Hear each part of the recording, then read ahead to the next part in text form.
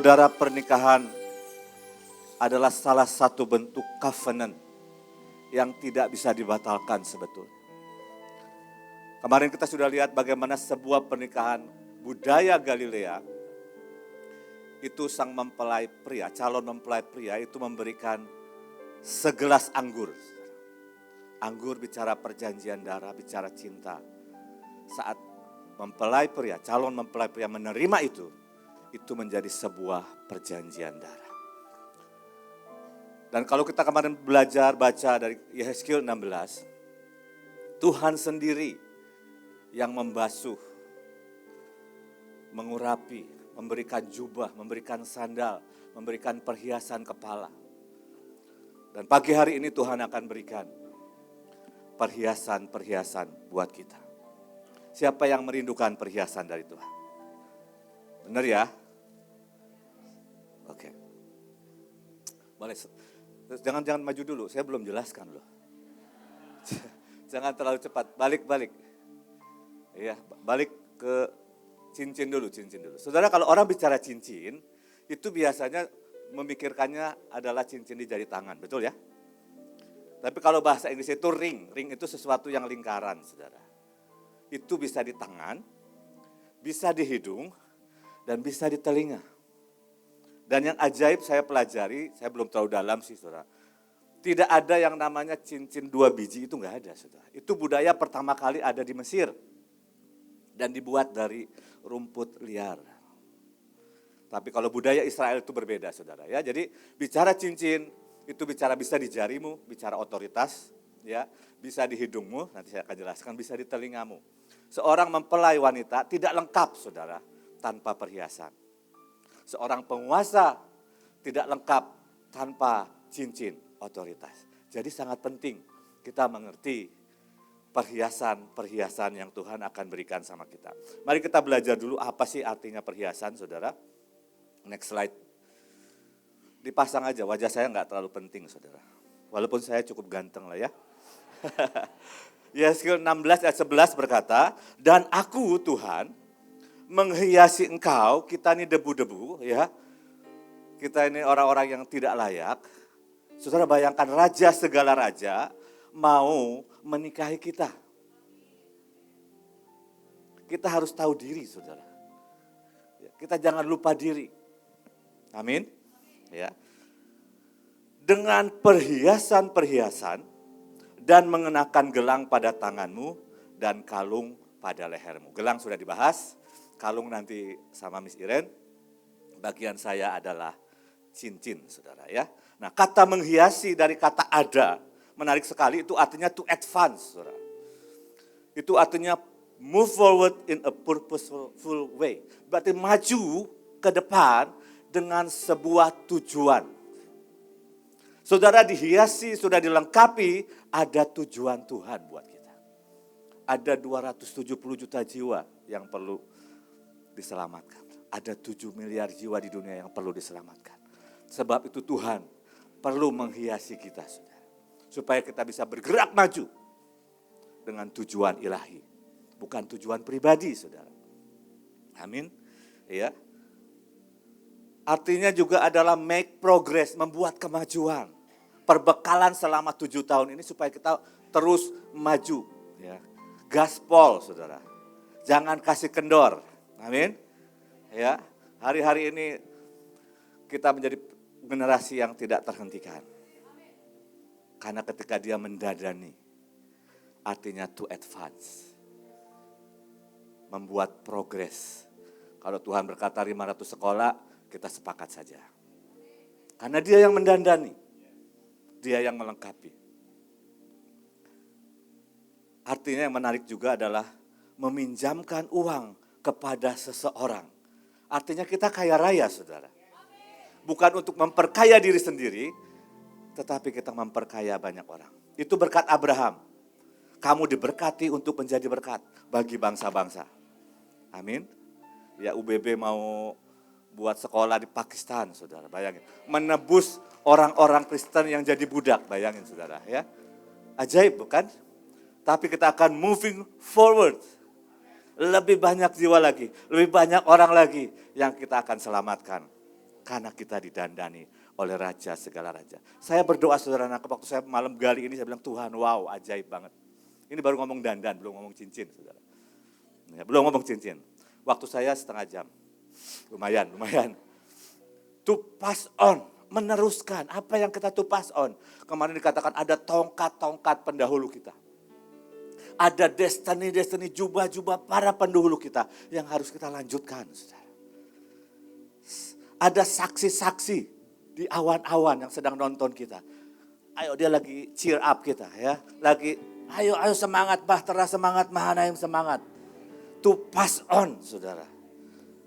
Mengedarkan Injil kemana-mana. Mengedarkan keajaiban kemana-mana, saudara ya. Dan berjalan langsung, terus menerus, tidak ada yang bisa menghentikan kita. Yang ketiga artinya to continue. Seringkali kita mengerti to continue adalah terus, lanjut gitu ya. Waktu saya lihat bahasa Inggrisnya itu lebih keren saudara. Persist in activity or process. Artinya terus bertahan saudara. Dalam sebuah kegerakan, dalam sebuah proses. Artinya tidak terhentikan. Bayangkan saudara, kita dikasih perhiasan ini sama Tuhan. Siapa yang exciting? Ini belum cincin. Ini baru perhiasan saudara. Dan perhiasan itu artinya ornaments atau riasan, itu adalah baju yang bagus-bagus, dekorasi, tapi yang menarik yang terakhir dikatakan begini. Itu adalah perapian, masih mau? Perapian di mana biji besi, kalau bahasa Inggrisnya pig iron, kalau saya bilang ini menarik kalau udah ngomong pig ya. Karena ayatnya bilang begini saudara, seperti perhiasan emas, cincin emas, dijungur babi, demikianlah wanita cantik tapi asusila. Nah mungkin kita dulu asusila. Seringkali kita berkata ini pejinah, pecundang, penakut, betul gak? Biji besi saudara, Tuhan dandani masuk perapian. Perapian Tuhan ya saudara, bukan perapian neraka, amin. Proses Tuhan supaya kita menjadi besi tempa, bisa dibentuk apa aja sama Tuhan. Amin. Ini perhiasan yang Tuhan kasih. Nanti baru sudah dapat cincin. Masih mau perhiasan Tuhan? Ya, moving forward. Maju terus dengan tujuan yang jelas. Tujuan ilahi. Oke. Next. Nah, ini pasti nggak ada yang mau pakai cincin begitu ya. Kejadian 24 ayat 22. Setelah unta-unta itu puas minum, maka orang itu mengambil anting-anting emas, nezem, yang setengah sikal beratnya, 6 gram saudara ya. Dan sepasang gelang tangan yang 10 sikal beratnya, 60 gram. Tadi saya sudah bahas ayat yang berikutnya. Kata nezem itu artinya anting di hidung. Mau anting di hidung?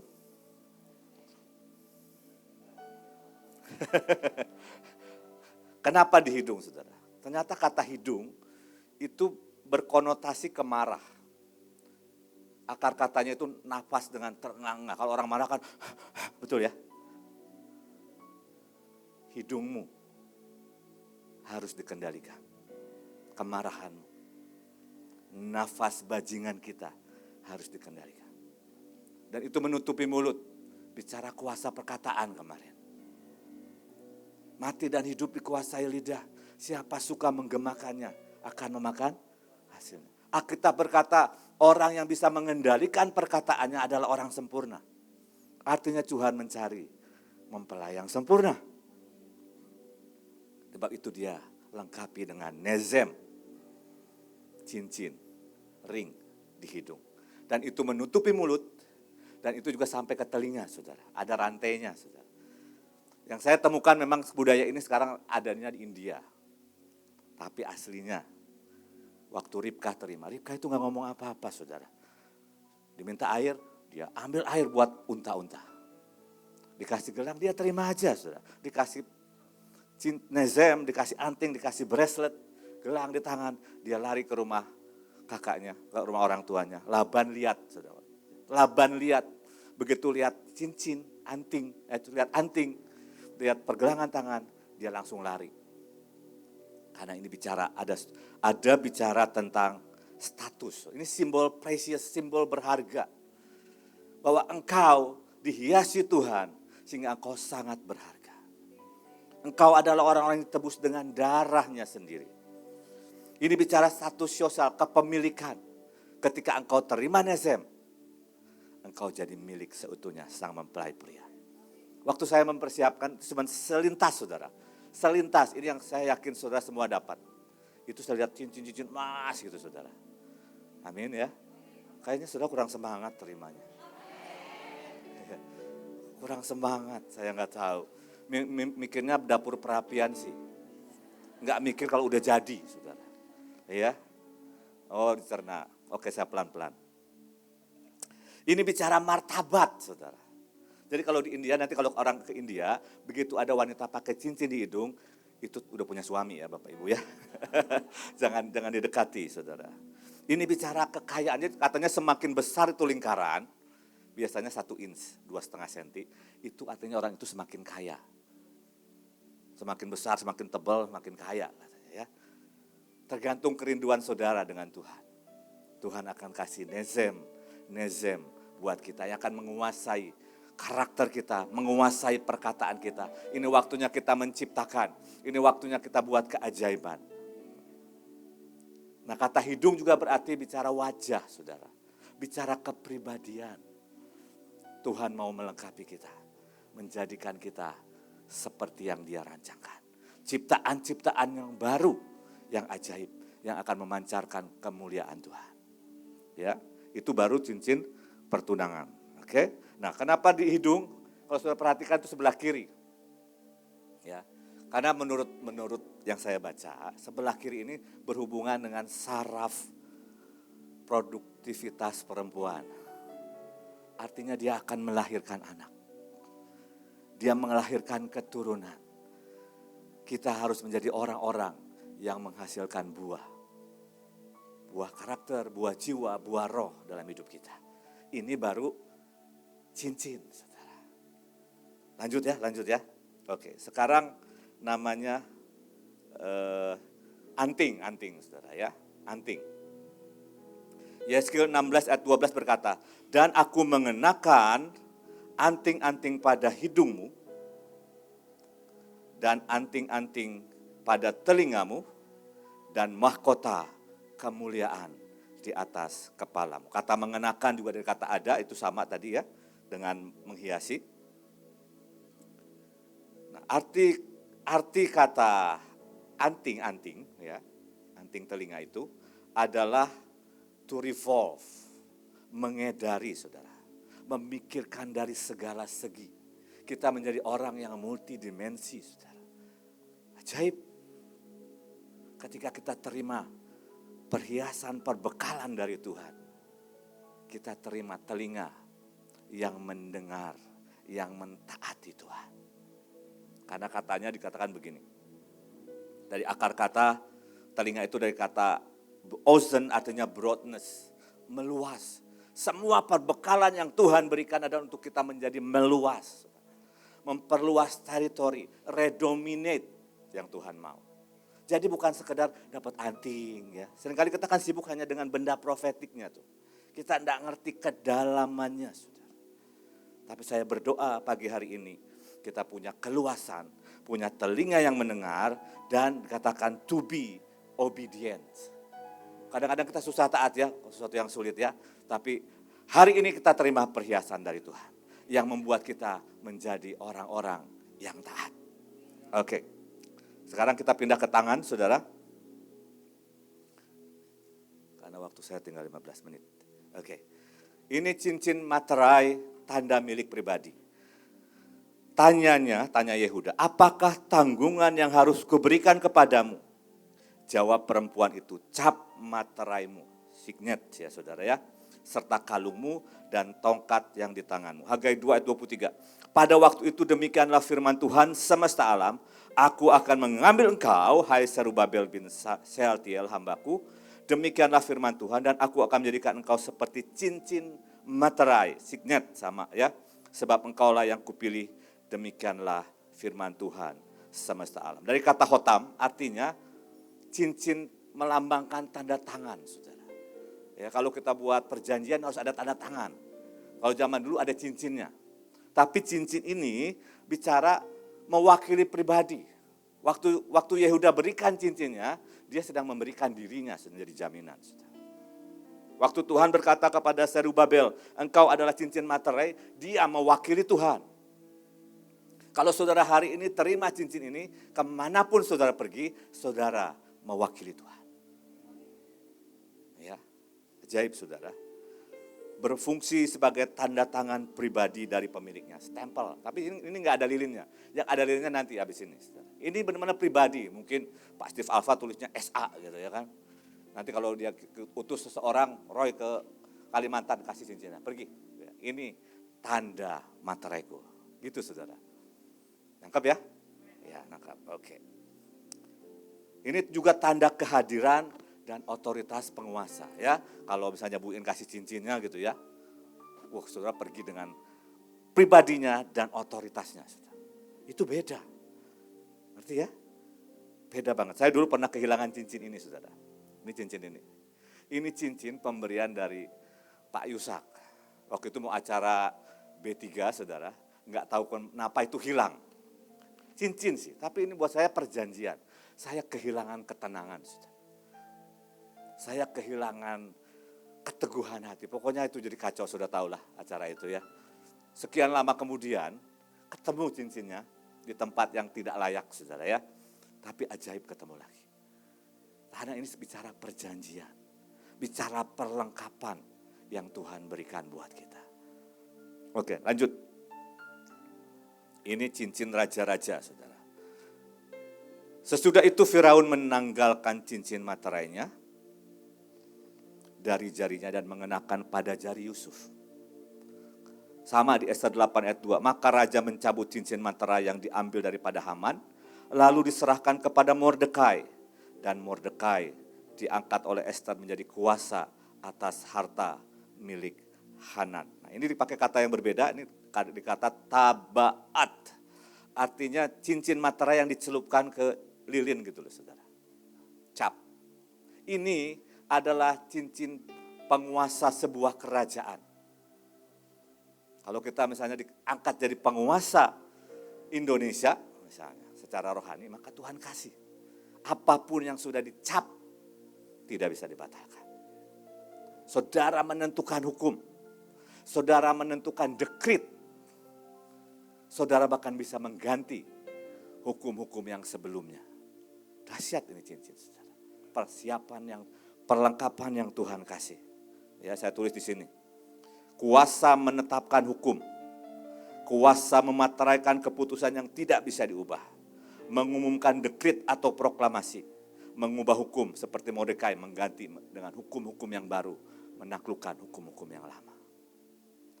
Saya nggak tahu siapa yang dapat. Ya. Oke, next. Ini cincin favor, martabat dan sonship atau daughtership, ya saya nggak tahu lah ya. Tetapi ayah itu berkata kepada hamba-hambanya, lekaslah bawa kemari jubah yang terbaik, dijubahi, ya. Pakaikanlah itu kepadanya dan kenakanlah cincin pada jarinya. Ya mungkin ada tulisannya, ini anakku yang kekasih, ya, Y atau GC, ya, atau JLA, ya, tulis di situ. Karena ini adalah cincin bahwa dia adalah anak raja segala raja. Dia ditebus, dia dianugerahi, dan dia punya destiny, martabat yang dibalikan kepada Tuhan. Ketika dia kembali kepada ini kan bicara tentang anak terhilang saudara. Waktu dia bertobat kembali, Tuhan pulihkan. Mungkin ada orang-orang hari-hari ini yang kau baru kembali lagi kepada Tuhan, kepada panggilan. Minta cincin ini saudara. Karena ini cincin favor, perkenanan Tuhan. Ini cincin martabat, bahasa Inggrisnya lebih keren, dignity saudara. Keagungan dan sonship bahwa engkau punya hubungan dengan Bapa di surga. Oke. Yang terakhir. Yang terakhir ini bicara cincin kelimpahan saudara. Sebab jika ada seorang masuk ke dalam kumpulanmu dengan memakai cincin emas dan pakaian indah, dan datang juga seorang miskin situ dengan memakai pakaian buruk, dan seterusnya. Yang kita bahas di sini adalah bicara cincin emas, ya. Itu biasanya ada permatanya, saudara. Ini dipakai hanya oleh orang-orang kaya. Mungkin dengan diamond berapa karat gitu, saudara, ya. Warnanya seperti ini mungkin Tuhan kasih. Ini bicara kelimpahan yang Tuhan sediakan buat kita. Amin, saudara. Kita butuh hari-hari menolong banyak orang. Saya mau baca satu ayat, menurut saya suka banget Mazmur ini, saudara. Mazmur 41. Kenapa kita perlu cincin kelimpahan, saudara? Mazmur 41. Setelah itu kita akan berdoa. Supaya kita terus bergerak melayani orang-orang lemah, melayani orang-orang miskin. Mazmur 41 mulai ayat yang kedua berkata, berbahagialah orang yang memperhatikan orang lemah. Pakai tanda seru, saudara. Mungkin bacanya begini, berbahagialah orang yang memperhatikan orang lemah, gitu ya mungkin ya. Kata lemah juga artinya miskin. Ini janjinya, saudara. Tuhan akan meluputkan dia waktu celaka. Mau ada bencana, kecelakaan, apapun, kita terluput. Tuhan akan melindungi dia dan memelihara nyawanya. Asuransi mana yang bisa begini, saudara? Yang ada asuransi kematian, udah mati dikasih duitnya, orang juga udah mati. Kalau asuransi kan ia melindungi dia dan memelihara nyawanya. Sehingga ia disebut berbahagia di bumi. Oh, saya mau, saudara, ya. Dikatakan begini, Tuhan takkan membiarkan dia dipermainkan musuhnya. Pakai tanda seru lagi, saudara. Gak ada musuh yang bisa mempermainkan. Hari ini kan lagi banyak pandemi, orang pada takut, saudara, ya. Katanya ada gelombang virus jenis kedua yang lebih mengerikan. Ini janjinya Tuhan. Tuhan membantu dia di ranjangnya waktu sakit. Di tempat tidurnya, kau pulihkannya sama sekali dari sakitnya.